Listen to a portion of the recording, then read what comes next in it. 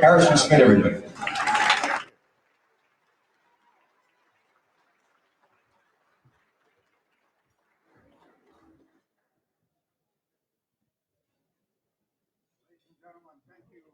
Thank you for bearing with me for a few more.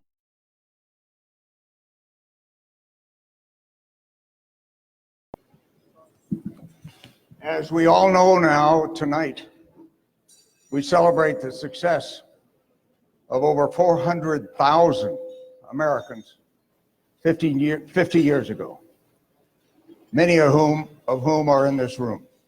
These men and women at the apex of another struggle of freedom with tyranny put Neil Armstrong, Buzz Aldrin on the moon. And with Mike Collins, returned them safely to Earth. I'm sure John Kennedy somewhere was proud. Tonight, we also remember that 75 years ago, American soldiers and their allies, in acts of extraordinary bravery, established a beachhead in Normandy, France.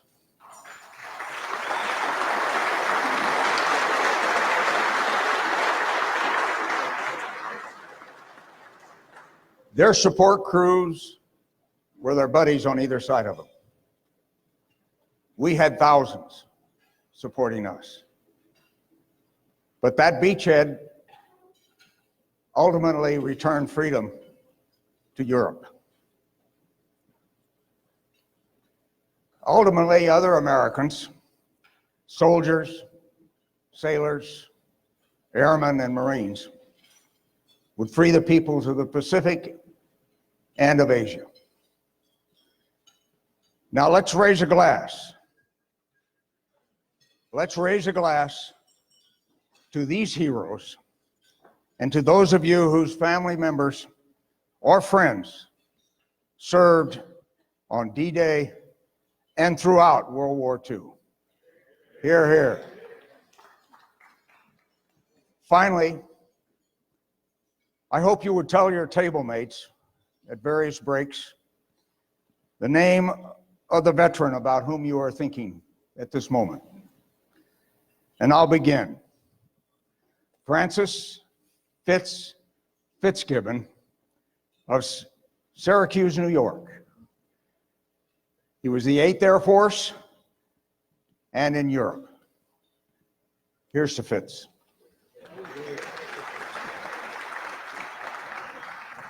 Thank you very much.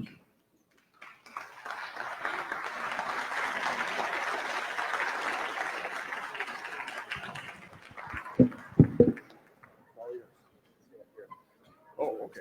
Oh, you're going to start. All right, I'll be right. Okay. Thank you, Harrison. All right, I want to continue to introduce our distinguished guests tonight. We're going to start out with Flight Director Milt Windler, one of 4 flight directors who played an instrumental role in bringing the crew of Apollo 13 back to Earth. He joined NASA in 1959 during Project Mercury, and after serving as a fighter pilot, also served as flight director on Apollo 8, 10, 11, 14, 15, and 3 Skylab missions. Flight Director Milt Windler.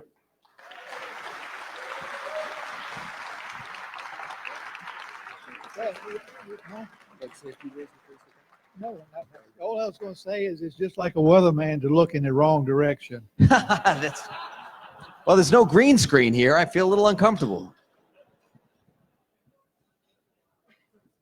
Always taking a beating. Flight Director Jerry Griffin. Now, Jerry joined NASA in 1964 and served as flight director on all of the Apollo missions. His NASA career also led him to Hollywood, where he served as technical advisor on the Apollo 13 film, as well as an advisor and actor roles in the films Contact and Deep Impact, my favorite. Jerry Griffin. Thank you, Lee.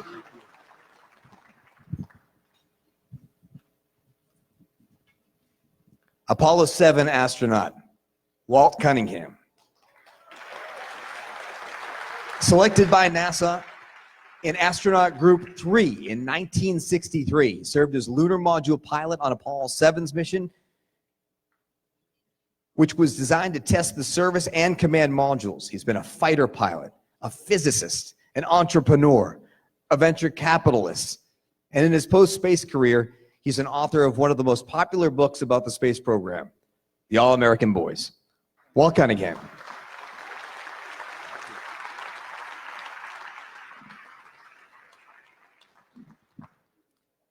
Apollo 9 astronaut, Rusty Schweickart.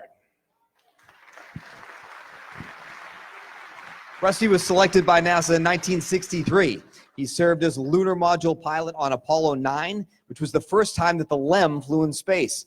He was an Air Force fighter pilot, an aeronautical engineer, and a research scientist. In addition to his work on Apollo, he also played a role in the Skylab missions in the early 70s. Thank you for being here, Rusty.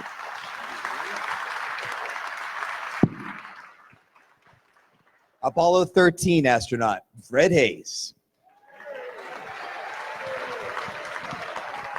Fred joined NASA in 1966 in Group 5. He served as a fighter pilot for both the Marine and the Air Force, and he would have been the 6th man to walk on the moon. After Apollo, he worked on the space shuttle program. His post-space career included 16 years at Grumman Aerospace. Fred Hayes. Fred.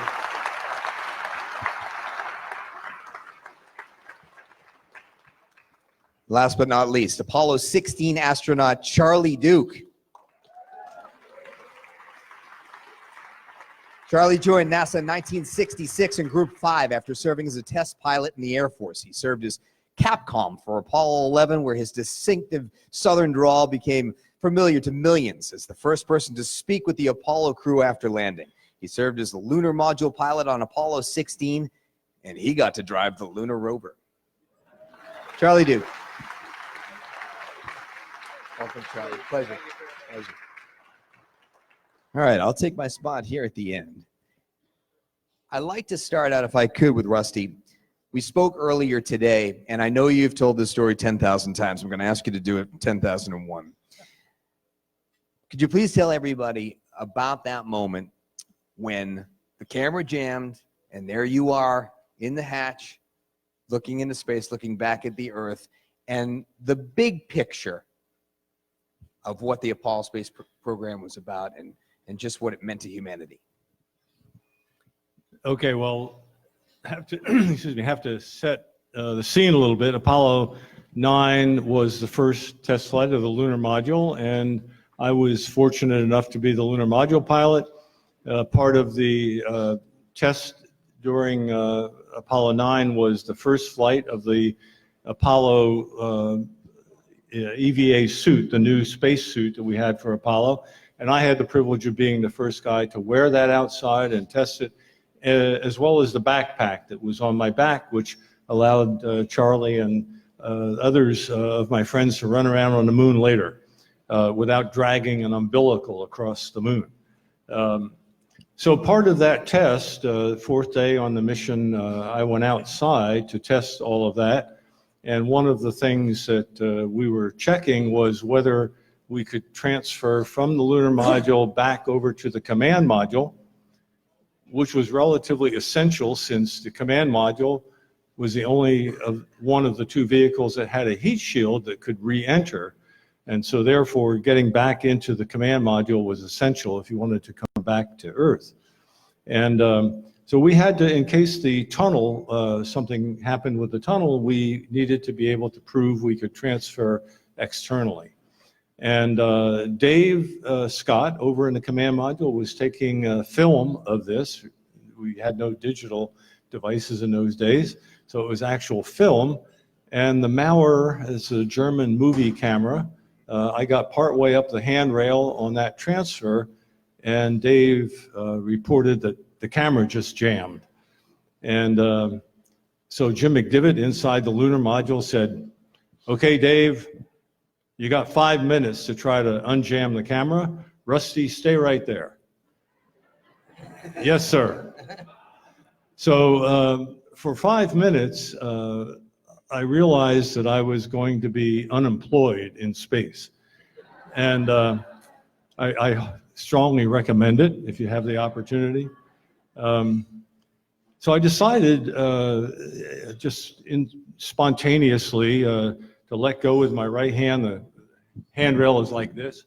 And I let go with my right hand and I just turned around, looked at the earth, beautiful earth. The sun was up here, brilliant blue horizon over the earth, absolutely spectacular. Something you had to know was that with the backpack and the spacesuit, when no one was talking, there was no sound at all. None of the fans and motors and things of that kind made any noise, really. You're floating inside a suit which is floating, so that when you're not moving, you're not even aware that you have the suit on. You're floating like a pea in a pod. And no one was talking. Dave was doing his thing. I don't know what McDivitt was doing. I was just hanging out looking at the beautiful earth. And it was completely silent. And I said, my real responsibility here is to absorb what's happening. I'm a human being. Forget astronaut for the moment. I'm a human being. What's going on here? And a whole bunch of questions came floating in, like, how did I get here? Why am I here? What's really going on? And I didn't try to answer those questions, but what I realized was that these were not simple issues. When I thought, what do I mean by I? Is it me who is here, or is it us who are here? When it's how did I get here, it's not the Saturn V or the American taxpayers. It's humanity and our creation and our partnership with machines that we've created that has allowed humankind to move out into environments of this kind. Humanity from the time of Apollo, it was very interesting to hear Laura earlier and Andy talking about the creation of fire and things of that kind, of wheel. 10,000 years from now, this will still be the moment in history when humanity first stepped into space, when life from planet Earth first went out.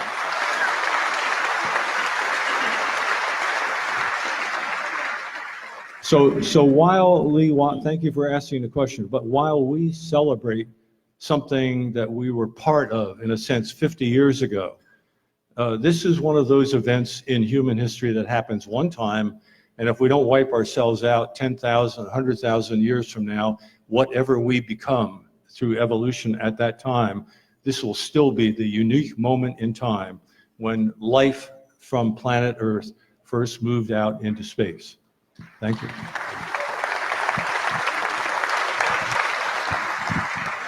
Thank you, Rusty. Fred, I wanted to go back now that we've had this wonderful big picture view. I want to go back to that initial challenge from President Kennedy, and I want to get your thoughts. As that challenge was laid out, did you think it was doable? Was it realistic? Did you just want to dive into it? What were your thoughts on that? At the time, I was a NASA test pilot at Flight Research Center, now named Armstrong, after Neil, near Edwards, California. And I heard that, and just knowing where we had the X-15 program, it had gotten over 50 miles a couple of times. And I said, you got to be kidding me. That was my thoughts about it, from where we were with technology and what we had accomplished at that time as far as moving outward. So I said, it was mission impossible to me. I saw nothing at hand that would, even hardware-wise certainly, that would closely be able to do what was set out to do. So it was quite a amazing thing that he went out on the limb on, encouraged to broadcast that, obviously to Congress and then down at Rice University to turn that program on. We had one flight in space at that time, which did not, like the X-15, just went up and came back down with Al Shepard. And that was all that was under our belt toward space. And one of the, I guess, a greater expanded rockets that the Russians, the Germans had invented for World War II. It wasn't anywhere near the kind of rocket we could use for that endeavor. So to me, it was just an outstanding, incredible, mission impossible thing that he set us out to do. Thank you.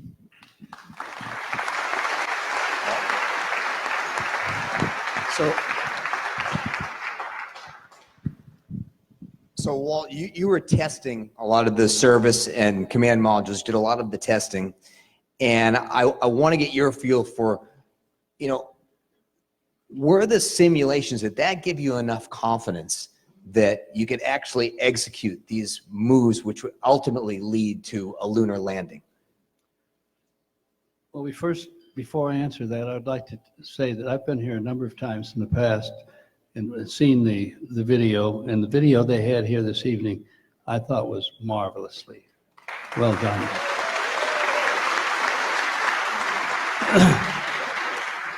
And it reminded me, which I really think about, how fortunate I was to have lived when I did. I'm watching that. You're still alive. He said you're still alive. You're fortunate. You're fortunate. Your question was. The LEM simulator and when Oh. it became real to you that this could happen. Well, the program is so different than what the public at large seems to know today. Mm-hmm. For example, Apollo 7. Okay, it's listed up here as the first manned Apollo mission. That was the third attempt, the third command module that we were on to get us to that point. So you understand kind of what you go through, because the public at large doesn't get these details. We started off, Wally Schirra, Don Isley, and I, we were on the Apollo 2 crew.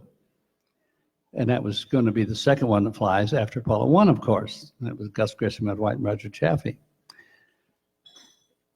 During the development, because this was so early in the program, this was development where we were working and practically living with the North American Rockwell out in California to get the spacecraft ready.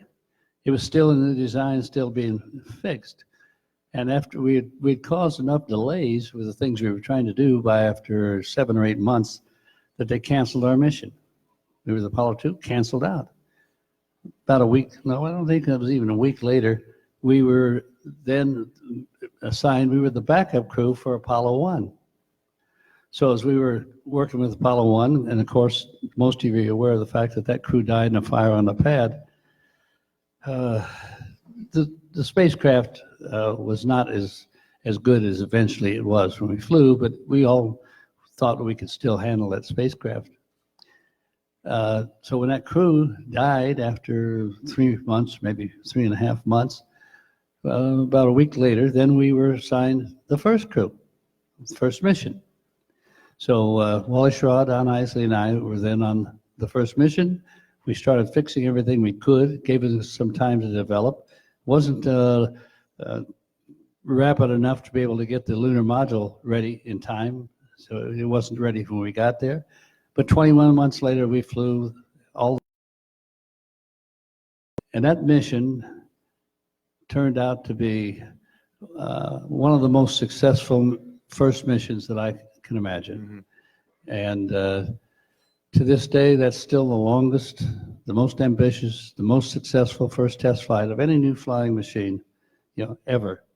And we were glad that we had the opportunity to do it. We didn't have the same kind of uncertainty that I think people today, when they ask, they're always asking me about, kind of like, were we afraid and things like that. Not really the case. We all in the program back in those days, we did the best we could to make it successful. We were aware of things that might be a problem, but that's the reason they worked out. Everybody was willing to pay the price, whatever it took, to make that mission successful. And I'm glad that we had Apollo 7 as successful as it was. Thank you.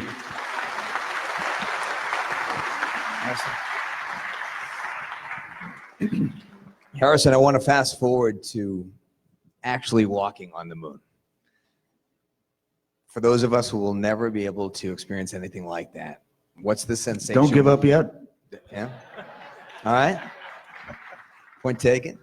But take us to that moment. I mean, how vivid is it still in your mind? What's the moment like? Well, I will do that, but there are some people in the audience that would be disappointed if they didn't have a chance to catch a moon ball.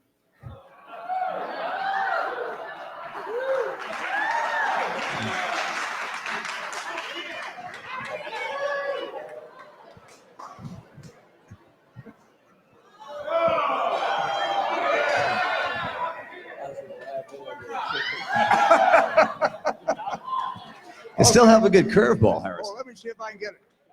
These don't. We're going top. Look. Yes. Oh. Must be a Yankee fan. Okay.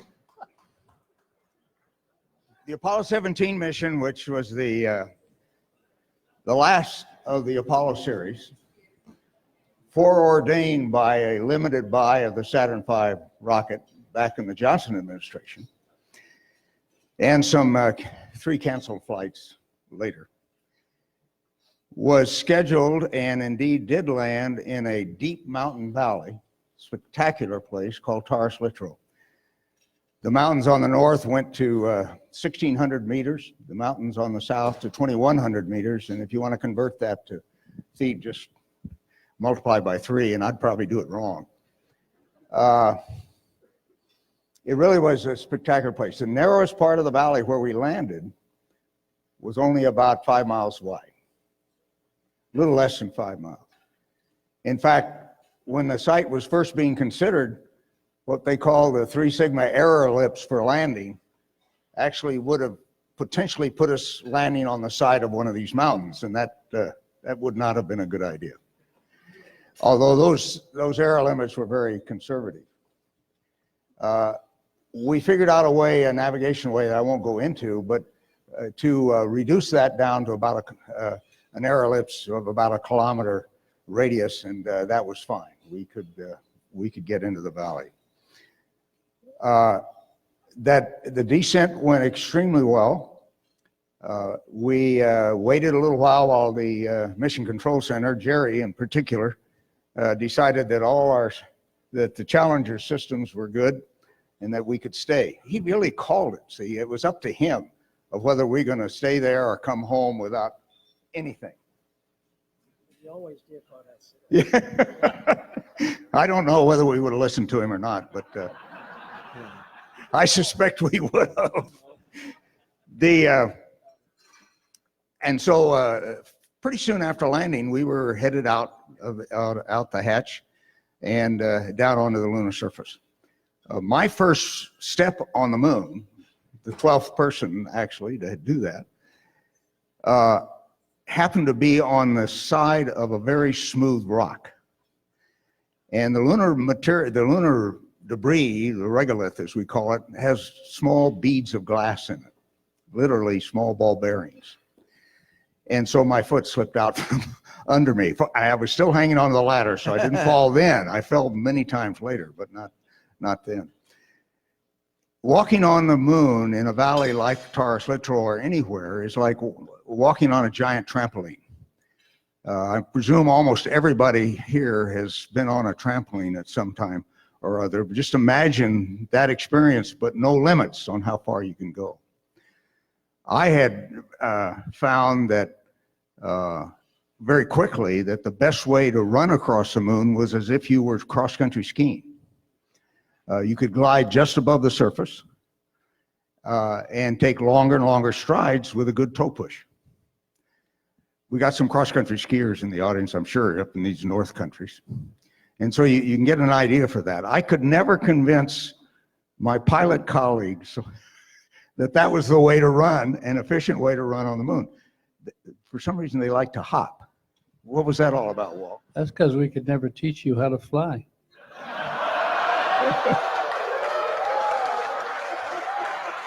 Get that man a moon ball. You know, Walt is a Marine pilot. Okay? And I can't say anything about that because my dad was a World War I Marine. But he rode horses. He was in the cavalry. At any rate, Walt, yeah, the Horse Marines. Yeah, he was a Horse Marine. The last company, 7th Regiment, 7th Marines, 90th Company. Where did we get into that? So you understand that if when you get to the moon, next, okay, practice your cross-country skiing.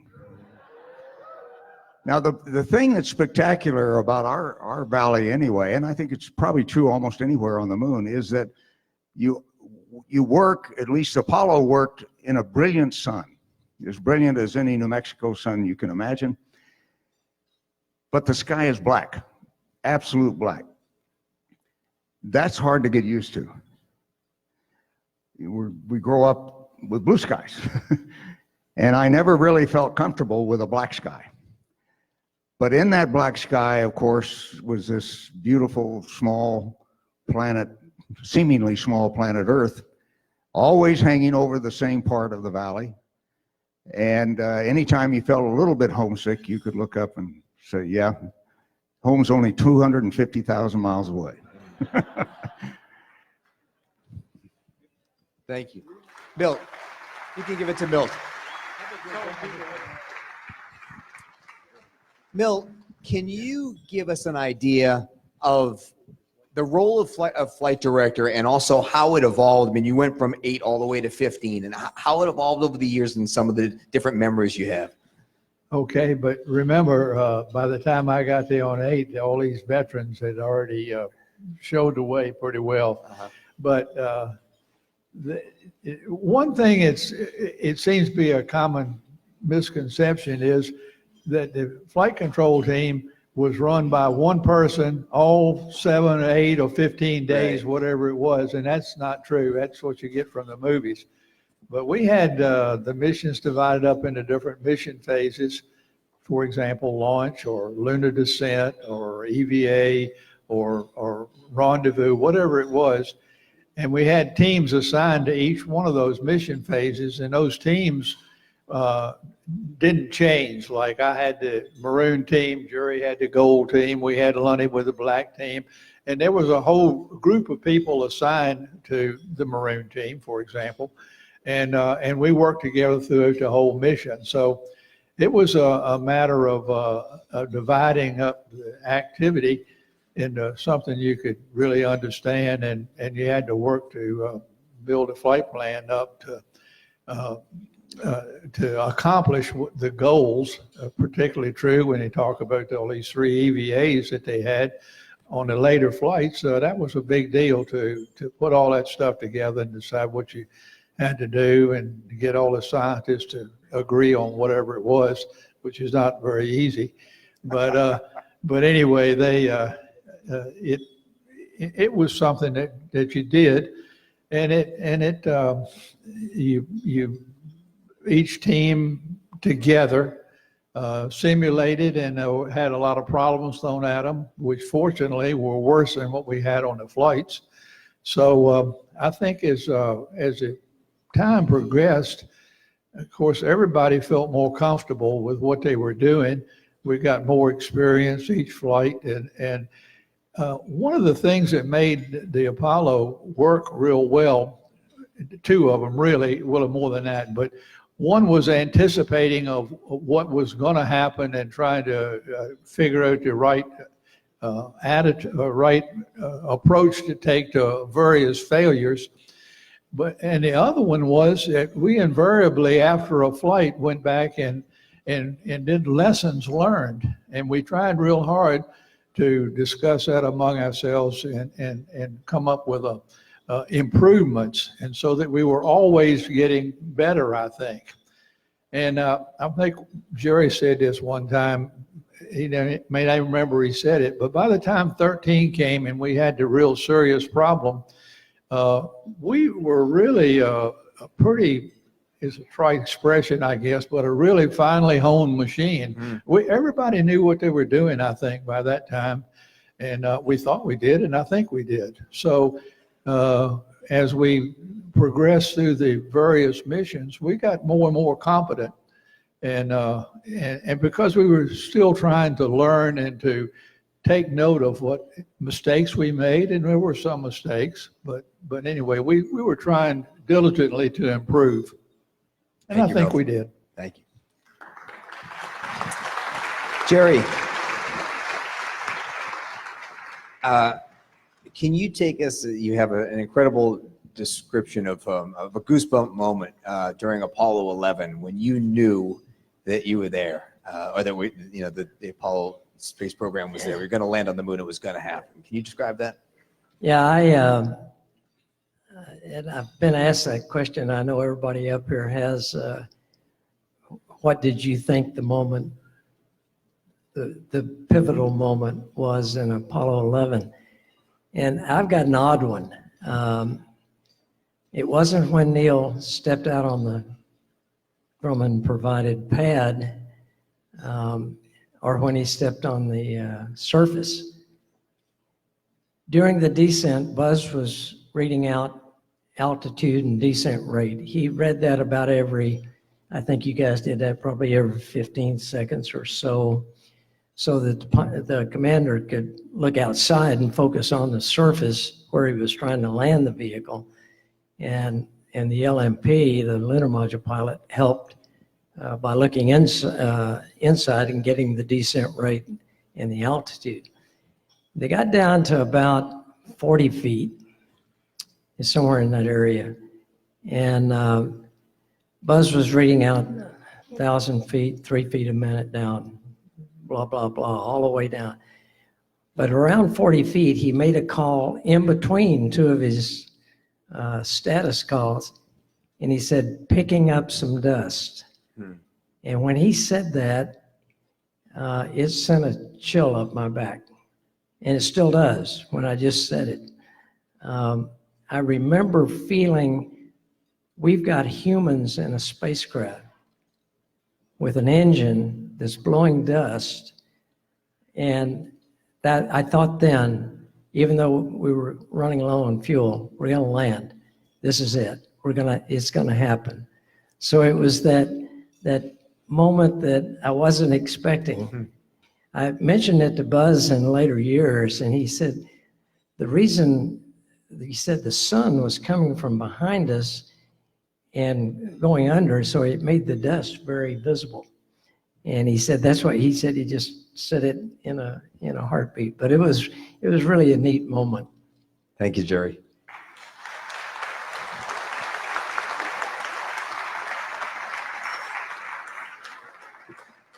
Charlie, how does that rover handle?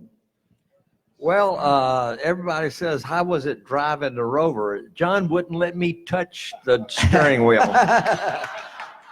He was the driver, and I was the navigator. So I had a set of maps, and point A to point B.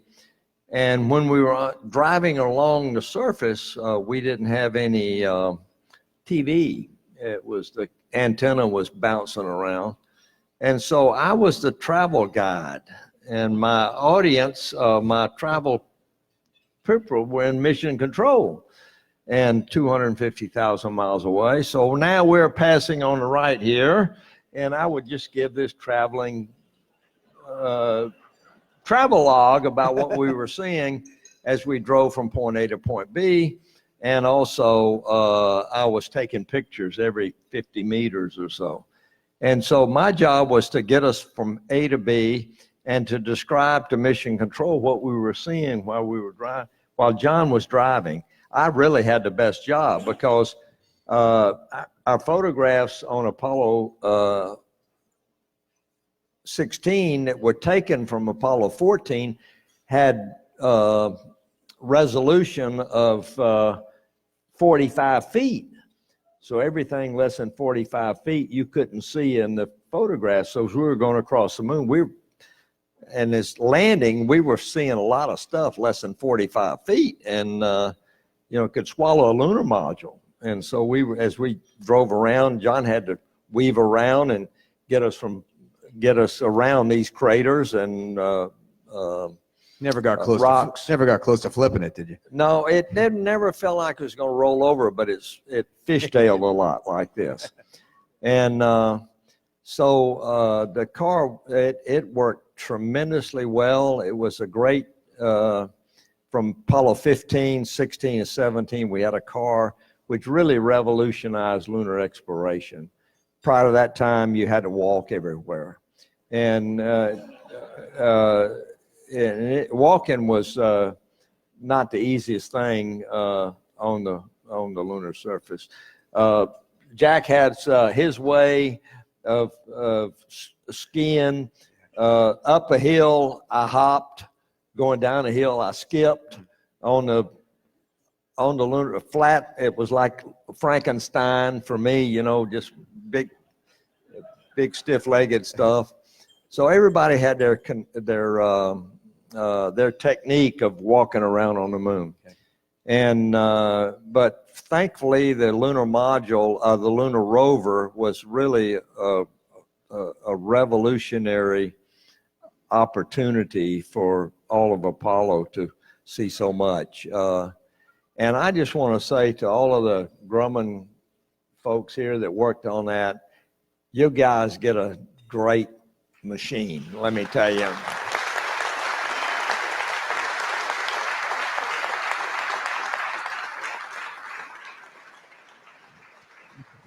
When I came up here for the first time, my Southern accent and the Yankee accent up here didn't, what are they talking about, And but I realized what they were talking about was the right thing to talk about, and they did a fantastic job. And so we became all good friends. And anyway, the lunar rover was a great machine, and John and I think we set the moon speed record.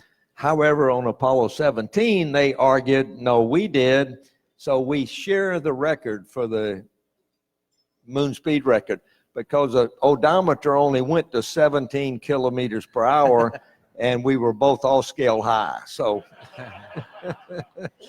Did the rover come back, or is it? No, it's still up there. Okay. There are 3 rovers up there. So if you want a $8 million car with a dead battery, we can tell you where to go get one. And Thanks, Charlie.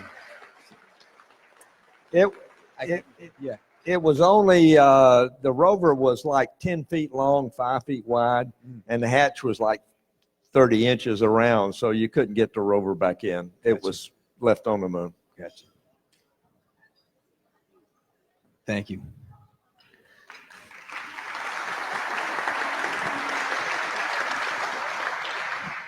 Fred, can you take us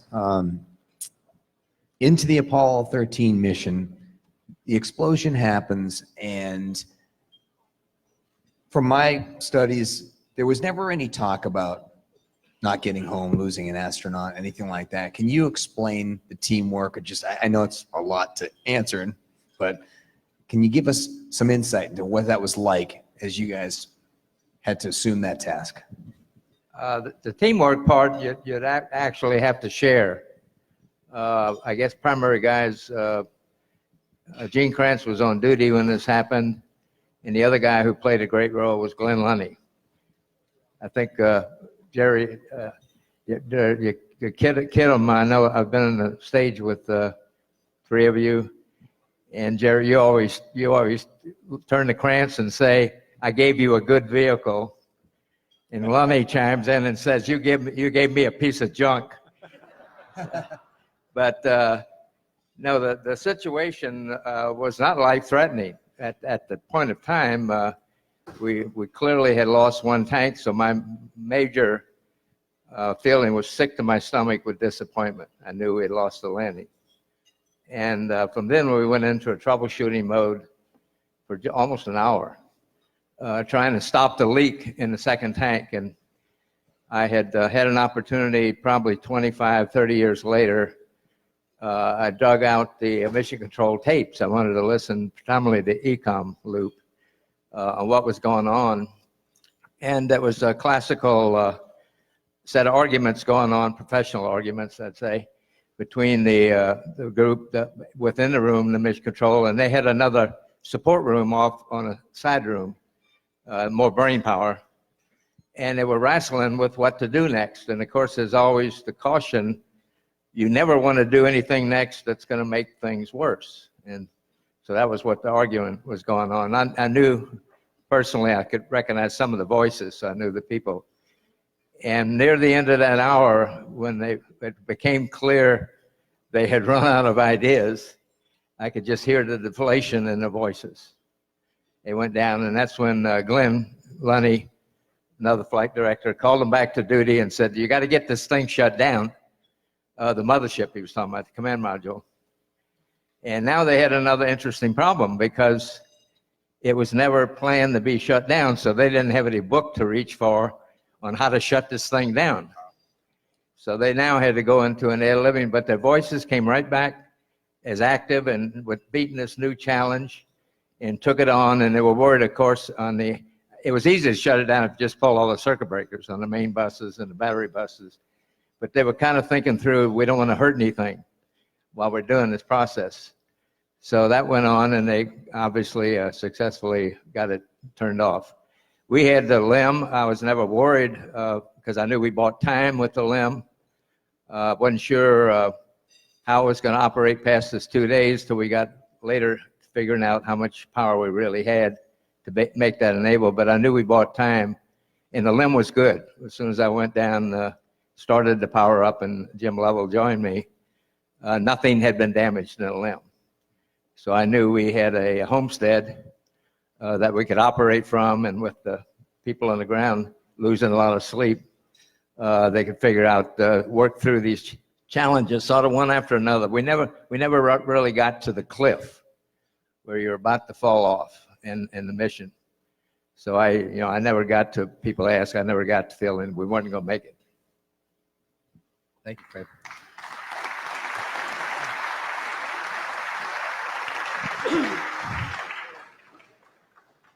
I want to start discussing with all of you your thoughts about moving forward. Do you want to say something, Bill? Okay. Rusty, we'll get right back to you. I was going to add to that there never was any sense in the control center either that we were going to lose the crew. There was always things to do, and again, we probably want to mention, it's too bad Glenn can't be here. He's kind of sick, but Glenn did a marvelous job in getting everything smoothed out from that situation. So he contributed a great deal to that. I'm sorry to interrupt you. No, not at all, but let me follow up on that. I mean, you made an important point earlier as well. Is it a good thing that it happened on 13 versus an earlier mission? You're already almost kind of a well-oiled machine, and you could look into a contingency plan like that? Well, yeah, there were a lot of good things about it. It could have happened in a whole lot worse place. And of course, we had the lunar module, and we had a crew, and because of circumstances, there was a tour. They were getting ready to make a tour of the lunar module and transmitting it down to the Earth, and the networks didn't care about that anymore. You know, space was old hat. So you had to go to the control center at that time in order to see that. So there were a lot of extra people available just to see the tour through the the lunar module. So all that worked out good, very fortuitous, or divine guidance, however you want to look at it. Okay, thank you. You know, one thing that the LIM guys would appreciate is that the LIM batteries actually recharge the entry batteries of the command module. That was a technique worked out by Dick Thorson and Bill Lindler, and they realized that they could trickle charge those batteries off a LIM battery. So thanks, guys. Right, exactly.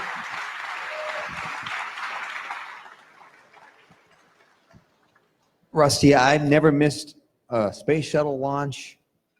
Read all about and learn all about your experiences. What Why haven't we been back? Why do you think that, I mean, it captivated the country. Why can't it do it again? And do you think it will?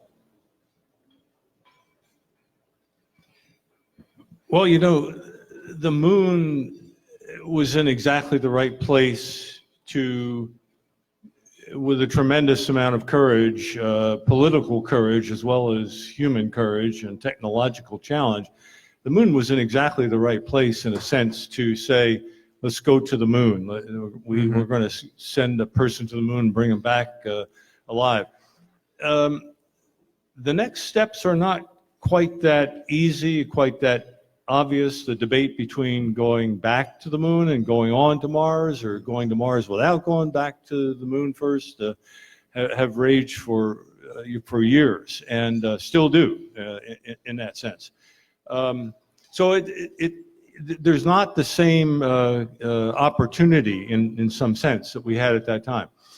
But I think in many ways, the most important thing in terms of a sense of challenge and moving out, really moving forward, is one of age. I mean, anytime you get a bureaucracy, whether that's a private corporation or government, where the average age increases by 1 year every year, you're in trouble. And there's a huge difference when you see, you don't see much about Blue Origin yet and Jeff Bezos, but we will.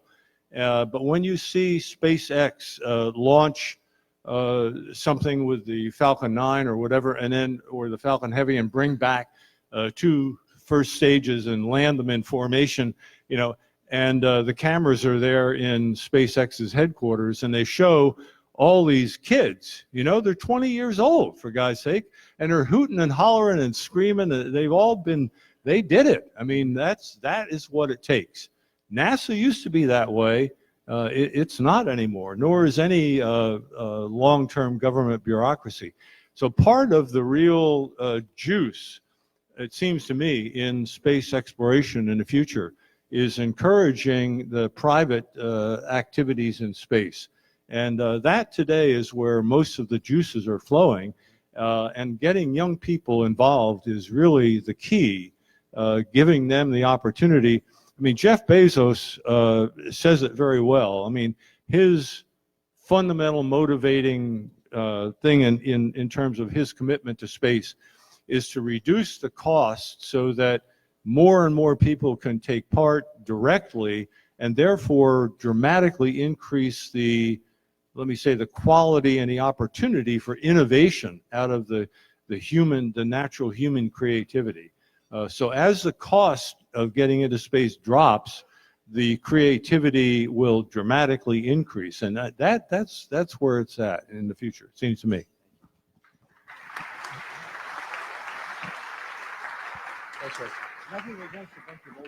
You asked about the space shuttle, and I think over the years, 30 years or so, that the public at large, and also within the agency, they had a tendency to neglect some of the stuff at the beginning. They had 2 shuttles that were lost. Personally, I think they were both preventable if we had awakened to it. But except for that, I would have to say that, in my opinion, the space shuttle is the greatest flying machine ever built by man, period.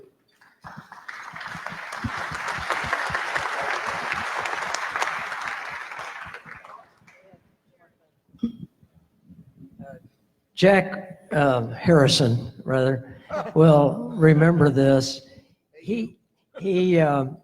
Jack had a conference after the Apollo program had ended that he had some grant money, I think, left at Caltech, and he put a group of us together.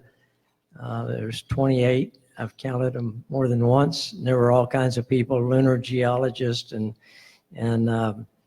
astronauts and management and a flight director, which, because I had worked with him on 17, I guess that's why you selected me. Or My last choice. yeah, everybody else turned you down, so you.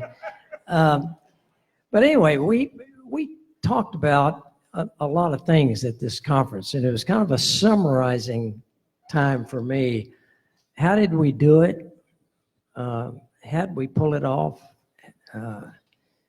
And we all had, and we talked about the lunar science and what we got out of it and so forth.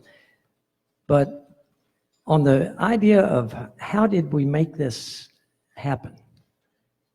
We had all kinds of ideas being thrown out, and, we commented that, well, we were pretty damn good, and we were, we knew what we were doing. And I guess that was true to a certain extent. And in typical fashion, Neil Armstrong was at that meeting, and he was, in typical fashion, very quiet, didn't have much to say. And when it came his time to talk, as also was his moniker, everybody listened, because he was usually dead on. And he had an interesting thing, Rusty, about how did it happen and that sort of thing. And here's let me summarize it. He got up on a blackboard and he actually drew these parabolas, these curves that were out of phase. And he labeled one threat. He labeled one bold leadership. He labeled another one public support and resources. That was his 4 basic tenets. He said most of the time, those things are out of sequence with each other. You may have a threat, but you don't have the resources to do much about it. He said it was a perfect storm when Apollo happened. We had the Soviet threat. We had bold leadership that said, let's go do it.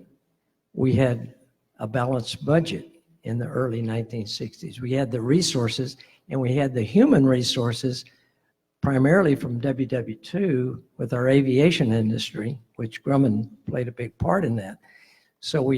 And then we had the public support. He said, if it hadn't been Apollo, it would have been something else that would have happened in that time frame. And he said, when the Soviets launched Sputnik and then Gagarin, the threat was clearly defined and the leadership responded, and everything else fell into line. I thought it was the best explanation, typical Neil Armstrong, very thoughtful. And he probably said it better than I did, but it was really, really good. And I think he's right. And I think nowadays, we've got a threat right now. I'd say it's China. I think you've been there. Yeah, those guys are good. They're really good at this. It's a technological threat now, but it could be more later. Leadership, draw your own conclusion. Bold sometimes, all right? Resources, we haven't had them. And the public support has been up and down. But I'm an optimist. I think we're on a track that's going to get us there. It may not be this particular emphasis that we got right now with Orion and a launch vehicle and no lander. Step up, Grumman. Come on, we need one. We need a lander bad. And so if we're going to make 2024, I don't know whether that's awful tight, but of course I didn't think, I was like Fred, I didn't think we could probably land on the moon in the decade of the 60s, and we did. So who knows, maybe if American industry and the combination, all the things line up a little better than they are right now, maybe we can make 2024. If not, we could do it in 2028 maybe or something. But anyway, let's do it.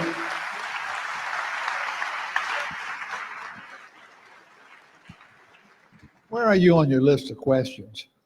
I got the mic here. I'd like to say something. Go ahead. I'm about to wrap things up. Okay.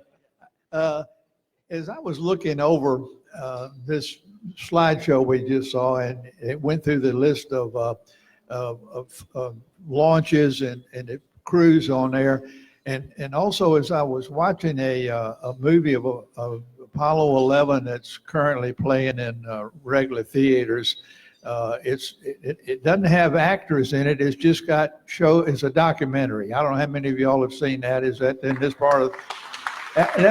If you haven't seen it, you need to see that. But the thing that struck me is how many of those people are not with us anymore, and how much they contributed to it, and the large number of people, some of which are here obviously, and all over the country. And to me, it's remarkable that the various people that contributed to the program, and it's also remarkable how many of them have gone away. Thank you.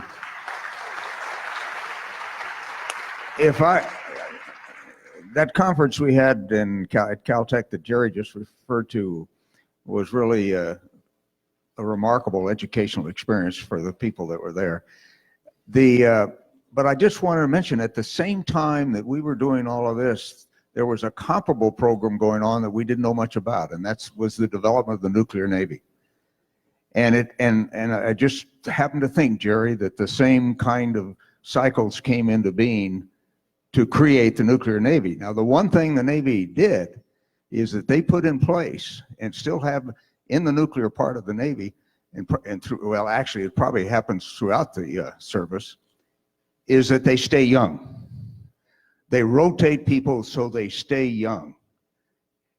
NASA needs to learn how to do. We need to give them the authority under civil service rules to stay young.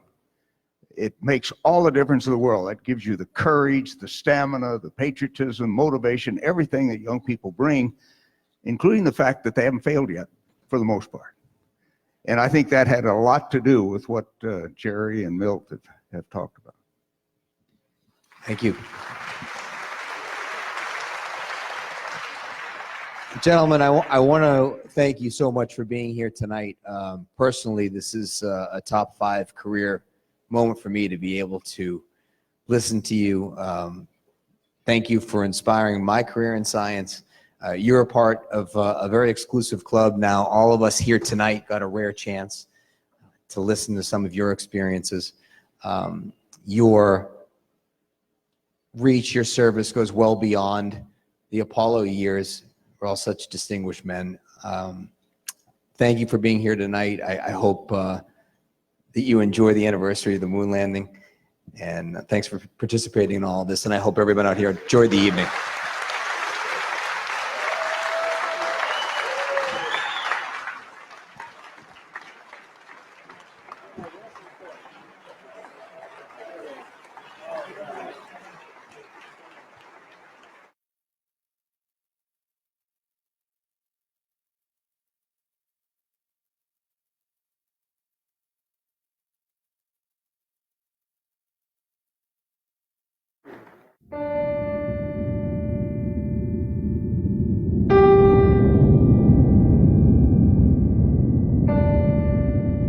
The Sputnik that the Russians launched changed the whole aspect of America's space attempts.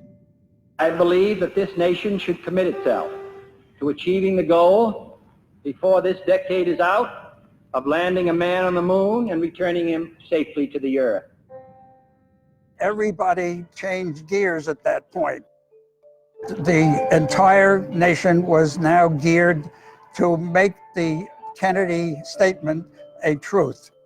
The Apollo program was set up as an endgame thing to get men on the moon and return them safely. But to get there, you have to learn to walk before you can run. And the preliminary things involved in doing that were projects that brought the experience up a level each time. And so the steps were taken one at a time. NASA would release these requests for proposals. All of the major aerospace companies of the United States would jump and would then issue their proposals. And that started an intense competition among the major aerospace contractors in the United States. And Grumman was not one of the big players, but the competition for the lunar program ended with the last contract to be awarded. And that was for the spacecraft, the Lunar Excursion Module.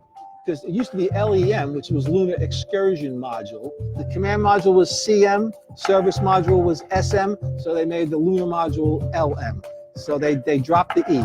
And the task was to bring 2 men onto the surface of the moon, allow them to climb out, wander around, steal some rocks, and then come back home with their package of goodies. You start out with a gigantic 6.5 million pound rocket, and you come home with about 30,000 plus pounds in one capsule that will splash down in the Pacific Ocean. Between those 2 events, you had dozens of events that had to take place and had to be successful in order for the mission not to be aborted each time. We were developing technology that had never been used before. The programs at the Cape, which only a few years ago were science fiction, are today becoming science fact. The proposal was a nightmare. It was a 2-month effort from July to Labor Day 1962.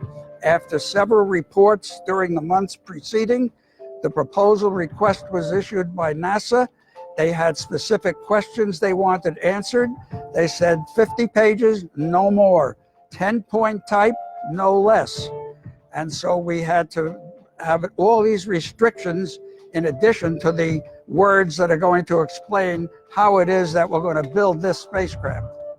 And a day before Election Day 62, President Johnson announced that the winning proposal for the last jewel in the crown, as far as I was concerned, was Grumman Aerospace Corporation. We won the proposal, we did it. So that was the onset of Grumman's odyssey.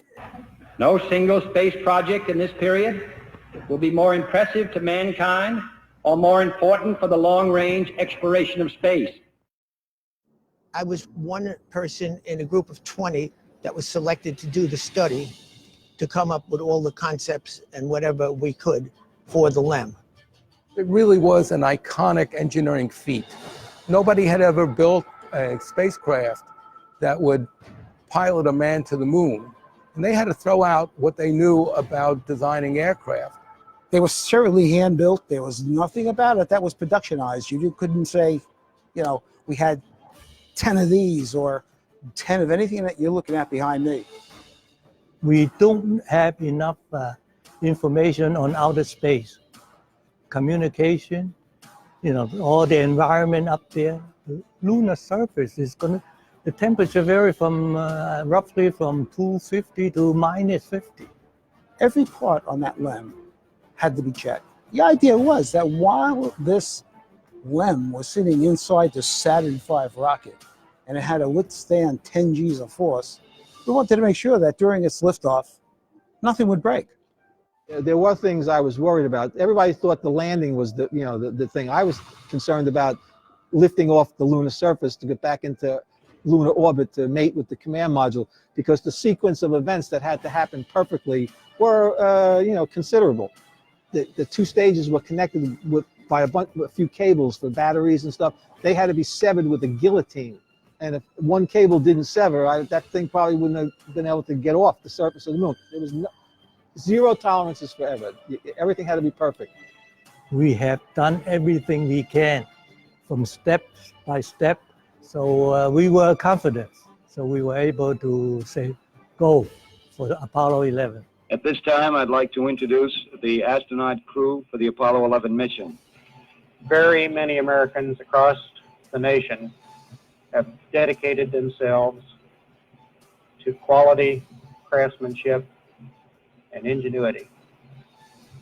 I'm sure this American ingenuity and American craftsmanship has given us the best equipment. 6, 5, 4, 3, 2, 1, 0. Liftoff. We have a liftoff. 32 minutes past the hour. Liftoff on Apollo 11. That feeling of seeing Armstrong put his foot on the ground and knowing exactly how he did it, I mean, he came down the ladder. I knew what he was going to do next. I'm going to step off the limb now. That's one small step for man, one giant leap for mankind. I mean, I worked there. My brains were off. It was incredible. And when I saw that limb land on that moon, nothing could beat that. Working on the smallest of parts and then seeing it together was outrageous. It's absolutely phenomenal to be part of this group. You had dozens of events that had to take place and had to be successful, and consider the fact that on the end of this whole program, only one mission had a major malfunction. I say God was on our side because everything that we did worked perfectly. And it went beyond expectations because we saved the crew on the Apollo 13. Houston, we've had a problem. Stand by 13, we're looking at it. And that was a real unusual situation. And yet the astronauts were brought back home by the success of the lunar module itself.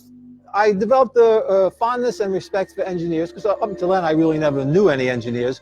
They would ask us, do we think that they could design these parts better? Something that we might know because we actually handled the material. It was totally different. Grumman was very adept at nurturing its employees, especially its summer employees. That was just a marvelous thing for me. Living on Long Island and working on Long Island at Grumman was a gift. The benefit of the co-op experience, you're able to see many other departments throughout a 5-year period. The co-op experience at Grumman laid the groundwork for me getting all those other jobs. Prior to just 72, we had gotten word, the engineering group that I was in, we had gotten word that it was over. There's no more LEMs. And I'll tell you, that was a sad day. It was a tough deal. It demonstrated that given a goal that the population could understand and embrace, that we could do practically anything that we wanted technologically. We just needed to put our minds to it. I didn't think of it as being special or anything like that. My task was to get the job done correctly. And that was the way I worked all my life. It was an important piece of history, but it was my job and my task was to do the best I could. Well, all the knowledge that we have developed, the structural area, electronic area, the cell phone you have, that's the commercialized of space technology. And I feel very happy that I have done part of it. For an engineer, the legacy to me was sending men into space. The human experience about adventure is always going to be there. And the space program talked about an adventure. It was the first of a series of Apollo flights that captured the interest of our citizens. And I think it opened the door to further exploration of space. With regard to how you handle some of the visitors that come to the museum, what we try to do is encourage them and carry the legacy. Get us to Mars. Get us past Mars. But do something, and do it in such a fashion that you feel good about it, your parents will feel good about it, and it's the way things have to be. And do it as a team. Just get together and make it happen. I just can't tell you how proud we all are of what you have done. For every American, this has to be the proudest day of our lives. For one priceless moment in the whole history of man, all the people on this earth are truly one. One in their pride in what you have done.